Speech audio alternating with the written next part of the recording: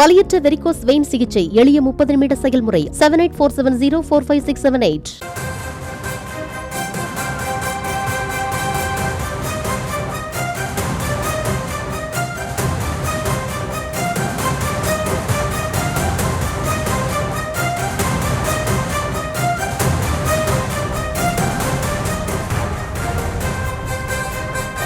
எண்ணூரில் எண்ணெய் கசிவு விவகாரத்தில் மற்ற நிறுவனங்கள் மீது எடுக்கப்பட்ட நடவடிக்கைகள் என்ன?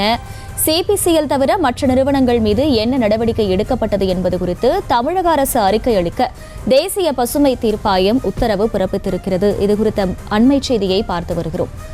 எண்ணூரில் எண்ணெய் கசிவு விவகாரத்தில் சிபிசிஎல் தவிர மற்ற நிறுவனங்கள் மீது எடுக்கப்பட்ட நடவடிக்கைகள் குறித்து தமிழக அரசு அறிக்கை அளிக்க தேசிய பசுமை தீர்ப்பாயம் உத்தரவு பிறப்பித்திருக்கிறது. எண்ணூர் பகுதியில் சுமார் 200 நிறுவனங்கள் செயல்படுவதாக சிபிசிஎல் தரப்பில் தெரிவிக்கப்பட்டிருந்த நிலையில் தற்போது தேசிய பசுமை தீர்ப்பாயம் இந்த உத்தரவை பிறப்பித்திருக்கிறது. கூடுதல் விவரங்களை செய்தியாளர் மதியிடம் கேட்கலாம். மதி, வணக்கம். முழு விவரங்கள் என்ன?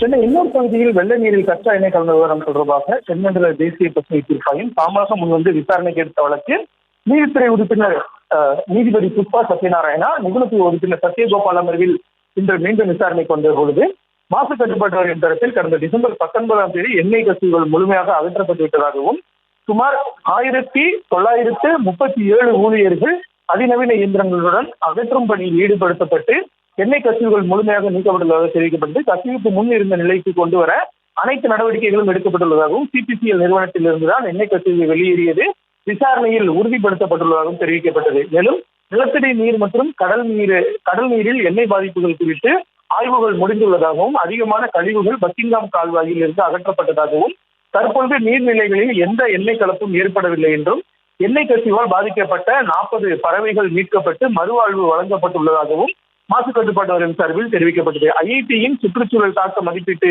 அறிக்கை அடிப்படையில் அரசு நடவடிக்கை எடுத்துள்ளதாகவும் எண்ணெய்கள் அகற்றப்பட்டாலும் அடுத்த 3 மாதத்திற்கு தொடர்ந்து கண்காணிக்கப்படும் என்றும் மாசு கட்டுப்பாட்டு வாரியம் சார்பில் தெரிவிக்கப்பட்டது.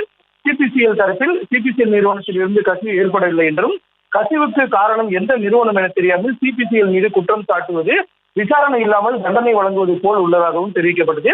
எண்ணூர் பகுதியில் சுமார் 200 நிறுவனங்கள் செயல்படுவதாகவும் அதில் எத்தனை அங்கீகாரம் இல்லாமல் செயல்படுகிறது என அரசு ஆய்வு செய்ய வேண்டும் என்றும் அரசு நடவடிக்கைக்கு முழு ஒத்துழைப்பு வழங்க தயாராக இருப்பதாகவும் சிபிசிஎல் சார்பில் தெரிவிக்கப்பட்டது. இதனை அடுத்து மற்ற நிறுவனங்கள் மீது நடவடிக்கை எடுக்கப்பட்டதா, அதன் விவரங்களை ஏன் தெரிவிக்கவில்லை என கேள்வி எழுப்பிய தீர்ப்பாயம் அடுத்த விசாரணையின் பொழுது மற்ற நிறுவனங்கள் மீது எடுக்கப்பட்ட நடவடிக்கைகள் குறித்து அறிக்கை தாக்கல் செய்ய தமிழக அரசுக்கு உத்தரவிட்டு விசாரணையை பிப்ரவரி 27ஆம் தேதிக்கு ஒத்திவைத்தனர்.